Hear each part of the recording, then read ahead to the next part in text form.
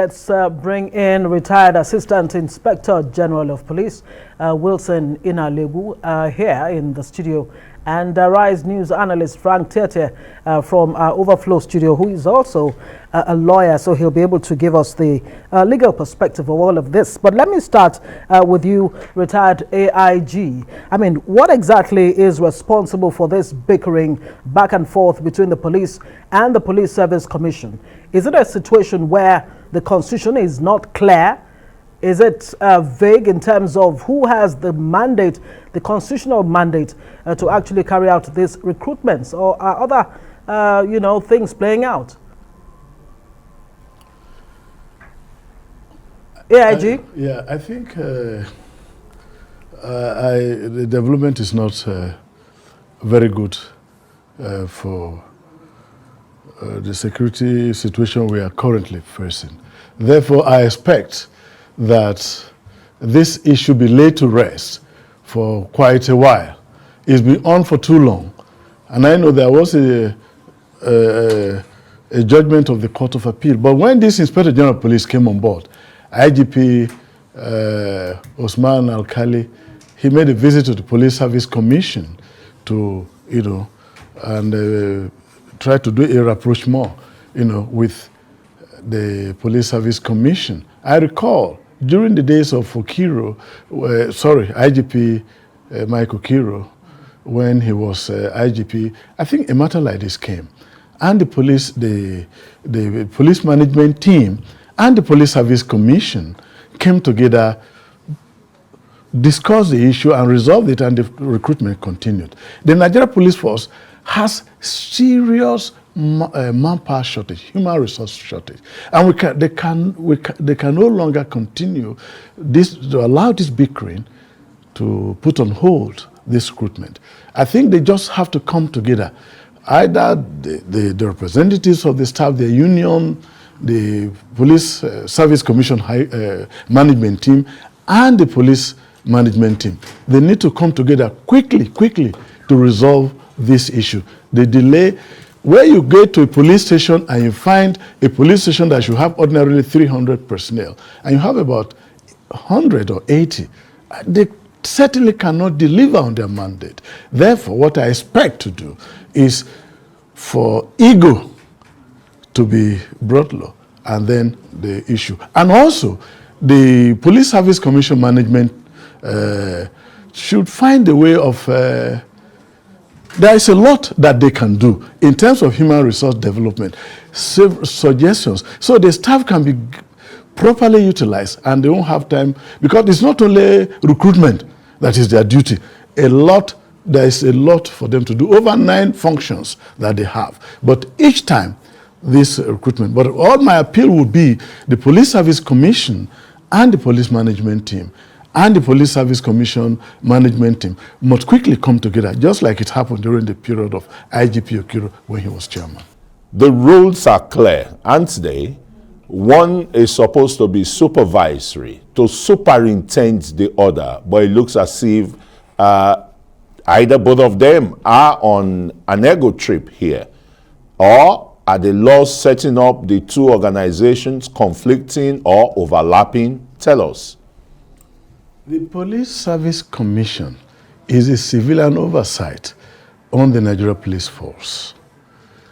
And they have their duty cut out. The appointment, promotion, and discipline of personnel of the Nigeria Police Force. That is their function. It's not recruitment, because you didn't mention recruitment. Is recruitment not part of it? The word that is used is appointment.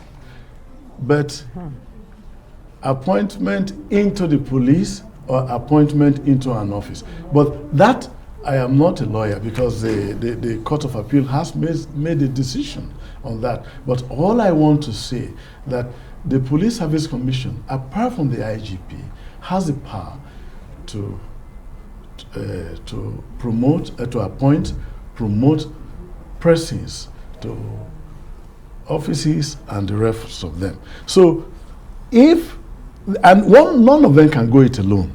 Okay. The NPF can't screen because they are the end user of the personnel that will be recruited by the Police Service Commission. So each of them should have a say, the NPF and the PSC. In this way, if they are able to discuss and they understand the complementary role they play each other, it makes it easier for them. Because I have gone on a recruitment exercise, and we work cooperatively with the Police Service Commission. Okay, great. I mean, from all indication, one of the reports we just brought in this evening is that the Nigeria Police Force and the PSC in conjunction, they've called for the physical and credential screening of candidates for the 1st of February. Is this the way to go? Still staying with you, retired AIG. But how do you ensure that this does not happen going forward? Because, I mean, the police actually won the first round of the case at the Federal High Court in Abuja, and then the appeal court set that aside. Do you think, even with this seeming unity now between both, that it would not occur again? How do you stop it from happening again? I think everything about life, each person should understand the role each one has to play. If you do understand that we must work in close collaboration, in partnership, to be able to give to Nigerians the best and the most suitable personnel to be recruited into the Nigeria Police Force. And each of them coming together. The coming together is the solution. But I think if it gets to a point, there may be a need to further intervention to prevent this, because Nigerians cannot continue to wait for the police to have the required manpower to be able to protect them. Because each time there is this bickering, each time there is this quarrel and resorting to court, protests and all that, it is the common man on the street that suffers insecurity because of inadequate personnel of the NPF. Okay. I mean, that's been very obvious for over 30 years now, that the police manpower is really low. But we're glad to say that our off-site overflow studio is ready there with our guest. Frank Tietie, we're talking about the overlapping laws setting up both organizations that are supposed to complement each other,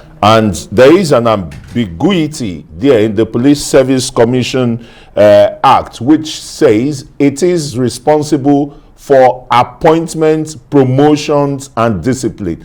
The word appointments there, does it connote recruitment?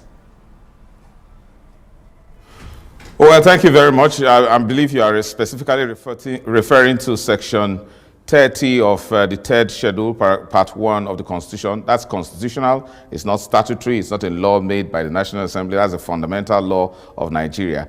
And it states that the Police Service Commission shall appoint, discipline every policeman or policemen in Nigeria except the Inspector General of Police. There is not supposed to be any form of ambiguity. The strict construction approach is that you take the literal meaning of the words and you apply them.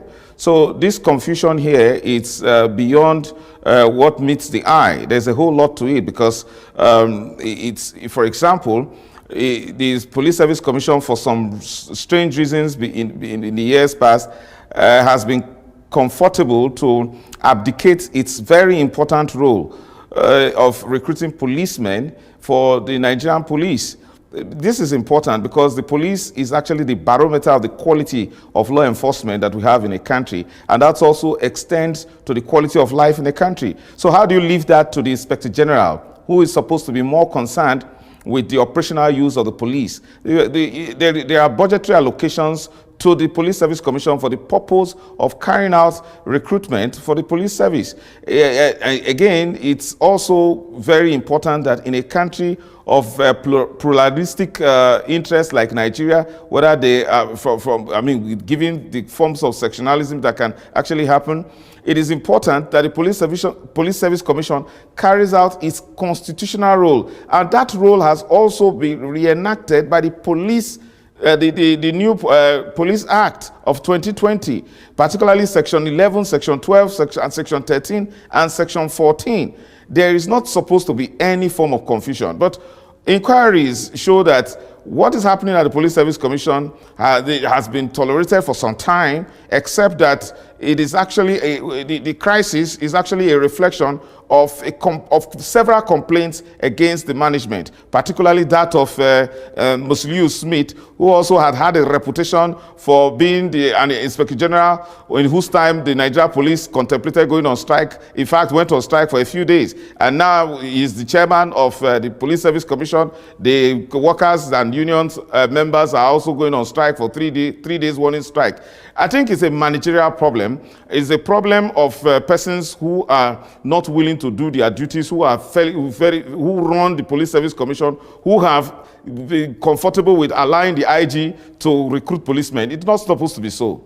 Right. Let me stay with you, Frank Tietie. I mean, talking about managerial challenges. The reps, House of Reps have just rejected, immunity for presiding officers of the National Assembly, state assemblies, judicial officers, and of course, state police. That is our major concern. Do you think that, bowing to the will of the president, who has said clearly that state police is no option? What do you make of it? A very sad development. We have a very fantastic policeman in the studio, Wilson Inalegwu. He knows what it meant when he was commissioner of police in the FCT, and we knew what the records were. I mean, credit to him. There is no way you can police Nigeria from the center, from Abuja here, and police the nooks and crannies of this country. Police, a unitary police as we have in a federal system, is unworkable. We know this. This concentration of power is holding Nigeria down. We are suffering a palpable state of insecurity. This is not responding to the social state of affairs. It is a prevarication. It is denial of the reality. I think this is not the last of it. Nigerians, unfortunately, are very docile. They are very unconcerned about the real matters of governance. You cannot be a governor in our country where you are said to be a chief security officer, and you cannot be responsible for political power to the extent of organizing security to protect the people that voted you in. Such kind of impotence and powerlessness, is that the kind of country we want to run? Are we not, are we not satiated with this? Are we not overwhelmed with this state of, backwardness that we are in already? We underestimate the power and influence and importance of the police force in any country. And what we do here is that we use them more or less as an instrument of oppression, not an instrument of progress and protection that is supposed to be. And that horrible status quo is what the National Assembly is reflecting. And that certainly is not the mind of the constituents that are being represented by members of the House of Representatives. They need to think twice about it. All right, Frank, I will say thank you there, but let me just quickly turn to Inalegwu again on this police issue. The recruitment for police constables is still the same basic qualification asked for 40, 50 years ago, maybe at the time you even joined the police. And Nigerians are saying that that level of education, basic school certificate, it is too low. At least maybe a first degree or the higher national diploma, so that Nigerians can really get professional, well-trained, quality police officers on the streets, whether they are doing beats or they are in the stations. What are your thoughts here about the entry qualification into the police force? The functions of the duty of the police is very unique, in the sense that you need to develop certain skills, and these skills can be developed even at the police colleges if they are properly staffed. But that is not the point I want to make. The point I want to make is this. I granted an interview to the Daily Nation, and I did say that with the number of university graduates that we have, we could even take these 10,000, give them to recruit university graduates that meet the age criteria. And that if we do that, we inject, if you have an IPO who is a graduate, and then they can progress in their career.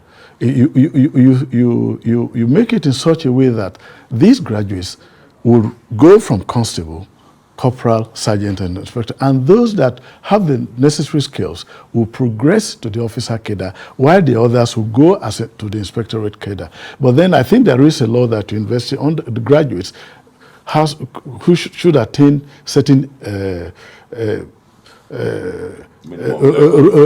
rank within the service structure. So it is important. I know that in some countries, even on the west coast of Africa, they recruit, whether you're a lawyer, a medical doctor, or whatever, you come in as a police constable and you just progress. And so if you find a graduate conducting, for example, roadblock or checkpoint, I think his conduct may, but then the police, that is one thing that maybe I the want real to challenge is making the police Yeah. attractive But then, enough for the average Nigerian graduate Yeah. to want to join the police. Unfortunately, there are lots of graduates that are prepared to even come in as constables. Yeah. More than 10, 20, 50,000. But the point is this: the police academy in Kano is already employing fresh secondary school leavers and go as undergraduate and graduate to become pass out to become police officers. Because actually in the police, you need to catch them young. You're able to mold them to become skillful officers, either in investigation, in forensics, in operations, and the rest. So catching them young is also important. But it could be an ad hoc arrangement to just inject this to change some of the narratives, some of the things that are said. Yes, absolutely. Let's just hope the narratives will change, gentlemen. Wilson Inalegwu, retired Assistant Inspector General of Police, thanks so very much for shedding light on that controversy between the Police Service Commission and the Police Force Headquarters. And at Overflow Studios, Frank Tietie, ARISE Analyst.